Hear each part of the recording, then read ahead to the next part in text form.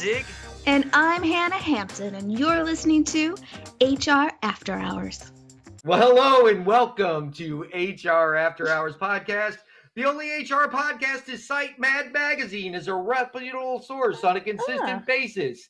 Hannah Hampton, how are you doing today? I'm good. That's a good start. If you heard me laughing at the beginning, Hannah's getting a little sassy today. So her good friend Mick doesn't like her anymore.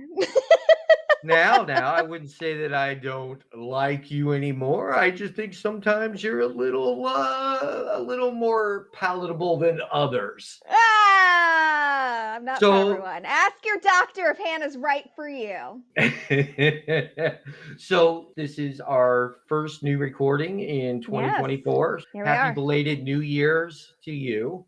Holy crap. Sorry. I'm like, it just blows me away that it's 2024. I feel like we're living in the future, but not really. I know. Where are my flying cars? I'm going to go watch Back to the Future 2 later and just revel in that vision of the future. I don't know. I'm not going to lie. One of my favorite things is on YouTube is watching those old movies, especially the mid-century ones, where it's like, here are the cars of the future, and here's transportation in the future. And I love the optimism and ideals of where we're going to be. And we're not even close at this point, but it's still fun to revel in it. I loved when our childhood cartoons would do spoofs on those as well. And they didn't do them enough. Like the second one of those would come on TV, I just like light up as a kid, like, oh, these are the fun ones. And I like them even more today. So yeah, I love it when it's done a little tongue in cheek. You know what? The kitchen of the future is the best. When we're done here, Mick, I'll send you to the link to my favorite one that makes me happy as an apology for being sassy. How's that? That sounds fantastic. And, if you want to make sure that I really enjoy it and forgive you, forward a link with boobies. That always works as well. Kidding. And Mick starts off 2024 with a sexual harassment lawsuit filed by his co-worker, Hannah Hampton. We're going to have fun today. This is going to be fun. Well, yes and no. I mean, I think we're going to try to have fun, but the article that we're going to cover today is not very fun. It's something that kind of grinds my gears, as Peter Griffin would say. And I like when we grind your gears. I did the sassiness was just to get you all grindy and geary and mad. So maybe it was just part of it was a ploy. So, Hannah. Yes. Tell me about the article that you found in HR Dive. That's our favorite HR Dive. Yes. It's got my boxers in a bunch. Oh, sure. So I liked this article. I don't know if it's like we never learn or we're always going to be the same. It's called Sick Shaming Persists, Survey Shows, Even After COVID. So it's saying that the highlight here, the headline, many managers suspect workers lie about sick time, encourage sick workers to come into the office, and admit to shaming workers for their illnesses. And this is from a Resume Builder survey. So they surveyed managers about sick time. So we've learned nothing from COVID, I guess, or I wouldn't say we've learned nothing, but some managers have learned nothing from the COVID pandemic and certainly are allowing or shaming their teams into coming to the office sick because they don't believe them, which we'll unpack that one later. But Mick, tell me a little bit. What was your initial thought when I shared this article with you? Why are your panties in a bunch? So I'll tell you. And today it's boxers. It's not Frisky Friday, for the love of goodness. Sorry. But in all honesty, it's funny. I kicked off 2024 being sick. I actually started feeling sick December 30th. Made the mistake of going out. I go out during the day on New Year's Eve. That's how old I am. And I went out with some friends and had brunch and watched the football game, knowing that I already wasn't starting to feel well. So first off, that's a shame on me because that's something I get on other people about. I was basically sick the first 10 days of the year. A couple of these strands that are going around, people are out a week, and I think I would have probably only been sick 4 or 5 days if I didn't try to do things like start up doing a little work and from my home office even. I should have just laid down and had my fluids. I just recently had someone that was supposed to meet me for a brunch, and they had been sick a couple days ago, and I was like, assuming we were canceled, and the night before they were like, hey, I'm still on for Friday. And I was like, are you sure? Are you patient zero? I can't afford to be sick again. Yeah. And I have the same approach about the office. I would rather have someone who is maybe slightly a hypochondriac or just has a little case of the Mondays stay home if there's any potential risk for them to come into the office and make others sick. Okay, so I feel like we've kind of jumped ahead. So we know your feelings on that, like stay home if you're sick. Honestly, I feel the same way, but I want to take just a jump back. So I went to the resume builder page because I really wanted to see the survey results, the full survey results outside of the article. Now, here are the key findings, and I think some of these are surprising, so I want to talk about some of these. 24% of managers think workers who take sick days often lie or exaggerate their illness. That's a quarter of managers that responded. 1/3 of managers often ask for medical documentation as proof of illness. So again, requiring proof, not trusting. 20% encourage workers who are feeling ill to still come into the office. 20%. 11% admit to sick shaming workers, so making them feel bad for being sick, which, okay, and we can talk about ADA, we can talk about how wrong that is. You know, some people have illnesses that affect their lives every day. And then 27% of managers believe a culture that encourages sick employees to work is good for productivity. Who are these managers? So Wait. So they think people coming in sick is good for productivity? It's good for productivity. That is correct. Okay. Like, what world do we live in? Oh yeah, come in. Let's expose your coworkers to illnesses. You feel like crap. You're probably, ultimately, I feel like that's the opposite of reality. Like when you're sick, you're not going to be as productive. Your body is physically working on fixing itself. So you think about, your brain power, you think about everything that's happening inside your body when you're sick. It's exhausting being sick. You're tired. Your brain is foggy. All of these things. In what world is it productive other than, I think, what the manager is thinking? Well, if Bobby sees Timmy coming in when they're sick, Bobby's going to come in when sick, and I'm not going to have anybody missing days, and they're going to continue to make their widgets. But ultimately, I think it just turns into, again, patient zero. You're just asking for your entire floor to get sick. You're asking people to spread freaking COVID to their coworkers. We've been doing this podcast. We do it throughout COVID. We've seen how it spreads, and our new normal is that COVID's going to come back every holiday and kick everyone's asses. And with attitudes like this, it ain't going to stop.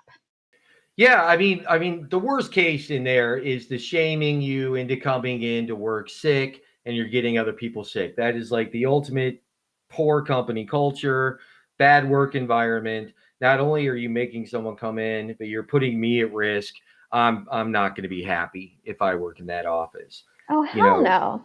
Part of it is, how do I see things post-COVID as far as people's approach to the pandemic? And I think there are, in general, 3 camps. I think the camp that falls into what we're seeing here with the sick shaming, these are the people, I don't want to call them quite COVID deniers, but I'm sure the deniers are in there as well. Sure. But they're the ones who are like, COVID's over, let's move on. Everyone's overcompensating. They're all overcompensating. Why are you wearing a mask? That's stupid. Yeah. That type of a thing. Like or you're calling in sick. Come on, no one has COVID anymore. So it's those guys that are so over it, they're being, counterproductive. And, you have other people like you and I who, and there's different spectrums of this. I think we fall in the middle of it. But it's like, okay, so COVID's happened. What can we learn from this? Like you just said, we now know that it or something very similar, a similar strand of what they're calling the flu, is going to come back every season. So you're that part of that proactive? How can we minimize its impact, but still accept that it's there and treat it like any other problem, coming with a solution? And then I think the third camp is just it's over, nothing's really different camp. So they're the people that, they just, whatever, do. Well, my But question. Go ahead. I think that everything in this article falls under those that are just like, almost like the whole, you see kids hurt themselves playing softball or baseball, and you hear the parent of the stand go, rub some dirt on it, you're fine. Yeah. That's what I think of as that first camp in what we're discussing in this article. Yeah, and I want to take a step back and talk about the 11% of managers who admit, and these are the people who admit to sick shaming. I feel like that this is a very kind of fine line between bullying. Like, I can't say it's a hostile work environment because there's so much that goes into that, but like, if you are actively sick shaming somebody, you're sick, I want you to come in, or don't be, rub some dirt on it. That person, the rub some dirt on it person, like, how is that not borderline bullying? If you feel like shit, you know that, hey, give me one day. And my current boss says that his philosophy is, if you're sick, take the day to feel better. Don't push yourself to work. Take a day to feel better, because you're going to just be worse off trying to force yourself to work. So at what point is that bullying, where it's like, just rub dirt in it, come in, and forcing somebody to work through the pain and maybe causing it to get worse? Let's get real. Your immune system is connected to stress. And if you're stressed out, your immune system is not able to work as hard as it could if you, don't have as much stress. You give your body time to rest, to relax, to recharge. Like, I feel like that's a little bit of bullying. 11% of people out there are like, yeah, I'll bully my employee, make them feel bad because they caught a cold, because they caught COVID, because they have the flu, because they have a stomach bug, whatever. I think that's a sad state of corporate America. I don't think that's a stretch at all. I think anytime a manager reacts to a team member or employee's issues, anything that brings them concern, whether it's physical illness, new childcare issue developments, etc. Anytime you react without any form of listening and empathy, I do think you're on the bullying path. I don't think that's a stretch at all. Just reacting without taking any consideration for what the person's really coming to you with, well, that's not leadership. That's just you saying, this is what I expect of my people. That's the old my way or the highway, method, which is extremely outdated and ineffective. I agree with you. But basically, talking about Back to the Future, right? People who are acting like managers should act in 2024. We are living in a different world than 20, 30 years ago, even 15 years ago. Let's get real.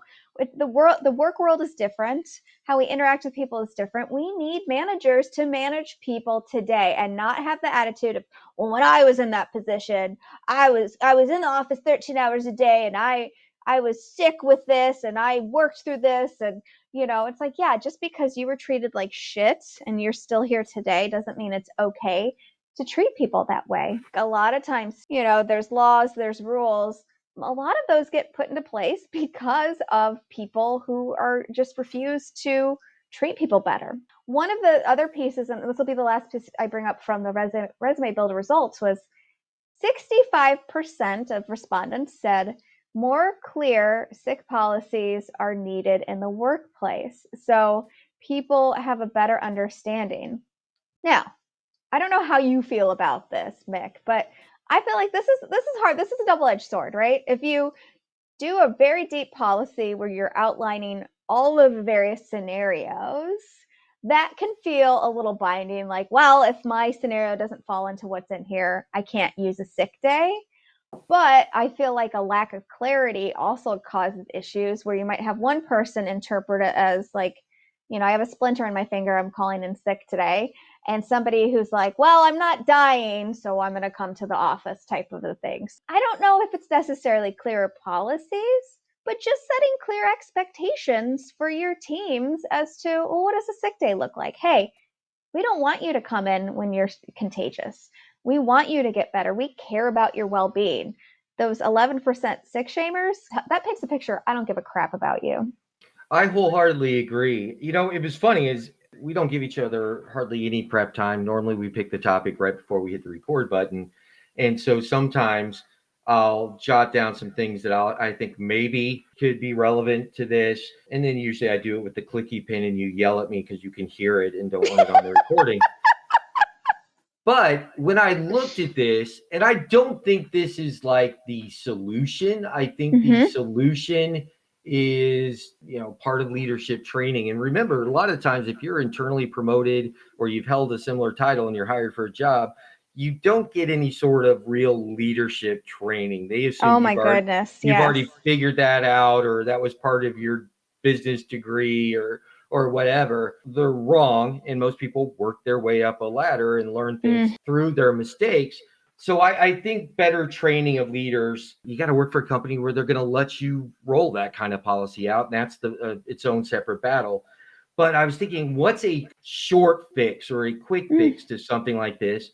And this would only pertain to jobs where you could do some functions remotely. But let's assume this is a brick and mortar, 5-day a week in the office position. My go-to possible solution, or not solution, but Band-Aid, is maybe your sick policy should include sick days as well as a healthy amount of remote work days.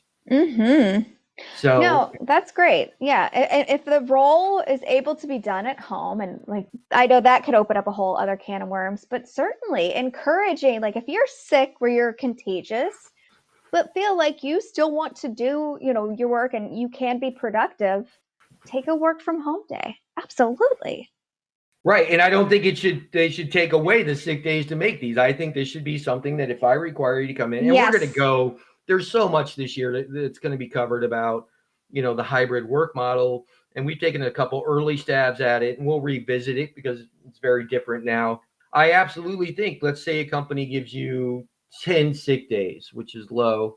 You should still give 25 remote days. They could be, hey, I might have something. They could also be, I need a mental health day, but I know I've got some stuff to do for work and I'll get it done remotely.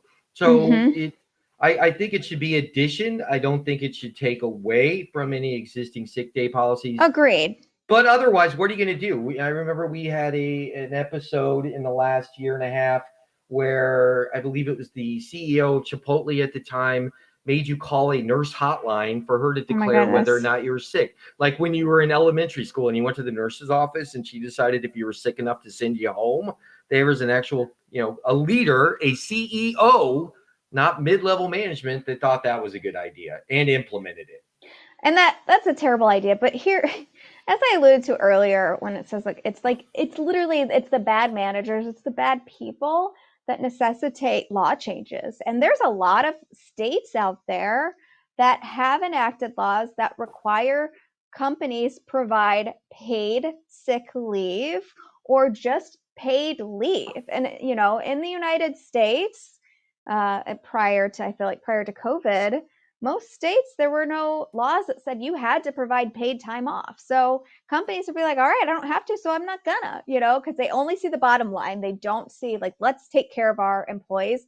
Let's make sure the people who are taking care of our customers are taken care of. No, it was only about the bottom line. But there are laws out there right now being enacted in states. And I know in the state where I live, there's one that was enacted for this year where it's, you have to provide paid leave to your employees for any reason. And it could be sick, it could be vacation, it could be a mental health day. All of those things are out there. And I'm all for it. I feel like I don't love the idea of legislating things to death and having to have laws for everything. But, one of the pieces of advice that employment attorneys tell people is the law is the floor, not the ceiling. Just because it's legal to not have to provide paid time off doesn't mean that's the right thing to do. Well, these laws are being passed so that it does become the floor. Okay, 40 hours of paid sick time is the floor. maybe give 80, maybe give whatever, make it unlimited, however you want to work it, however you want your policy to work. But it's pretty sad that companies still decide to be like, nope, just come in when you're sick. I'm not going to pay you. I don't care. I don't care if you're dying. I feel like gone are the days, I hope, that employees are just treated like garbage on the regular. Well, I mean, everything you just mentioned, it's that metric manager, someone that's actually looking at the throughput and the productivity. And all I think of every time we start talking about that is your Amazons and your online retailers, where everything's a number and you're just a factor in their throughput.